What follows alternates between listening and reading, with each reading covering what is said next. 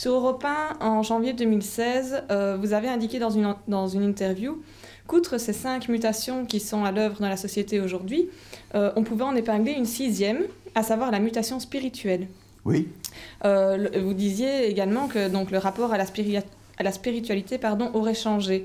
Vous pouviez nous détailler quelque peu cette 6e mutation? C'est vrai que la spiritualité fait retour pour le meilleur et pour le pire. C'est-à-dire qu'il y a les deux faces. Je vais d'abord vous parler du pire. En effet, c'est qu'on voit apparaître un peu partout... comment vous expliquer? On voit apparaître un peu partout le religieux comme source de violence, ou enrôlé dans la violence. Pas seulement du côté des musulmans, regardez les djihadistes et tout ça, mais c'est vrai que chacune des religions aujourd'hui, elle est parfois tentée par une espèce de crispation, notamment violente. C'est le cas des catholiques, c'est le cas des protestants, c'est le cas des juifs, c'est le cas des hindous, etc. Donc il y a ça. Ça, c'est le pire, dont il faut se prémunir et auquel il faut résister. Mais il y a le meilleur. Et si vous me permettez, je vais vous parler du meilleur en me référant à ma génération.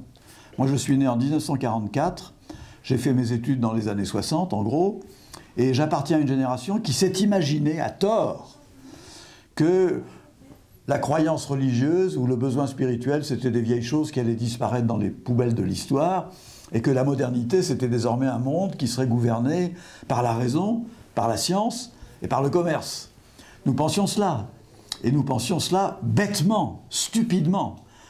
Nous sommes en train de comprendre qu'en fait, la spiritualité, elle est inhérente à la nature humaine. Nous sommes des êtres, la spiritualité fait partie de notre identité d'homme et de femme. Vous comprenez ce que je veux dire? J'avais vu un jour, dans un des livres, je ne me souviens plus lequel, j'avais cité cette réflexion très amusante d'un généticien, juif new-yorkais avec cet humour formidable. Il disait: quelle est la vraie différence entre un gorille et un homme? Parce qu'on dit, on vous répète sans arrêt qu'en fait nous avons 99,5% de gènes en commun, etc.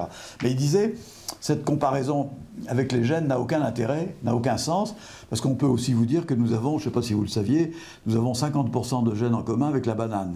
Vous n'avez jamais eu peur d'être confondu avec une banane. Et il disait en fait la vraie différence, c'est que seul l'homme peut distinguer l'eau plate et l'eau bénite. C'est formidable. Et dans cet humour, ça veut dire que seul l'homme est un animal religieux, si j'ose dire. C'est un animal dont la spiritualité fait partie de lui-même et de son identité. Alors, cette redécouverte de la spiritualité me paraît tout simplement un progrès de l'intelligence. Nous ne sommes plus assez bêtes pour être bêtement scientistes, comme on l'était, y compris au temps de ma génération. Nous savons très bien que, comment vous expliquer, si vous additionnez tous les organes d'un corps humain, le foie, la rate, les jambes, vous faites l'addition des organes et vous découvrez une chose, que l'homme est bien plus que la somme de ses organes. Il est autre chose en plus, et cette autre chose n'est pas matérielle. Et ça, moi, je trouve ça formidable. Je trouve ça assez heureux à vivre même.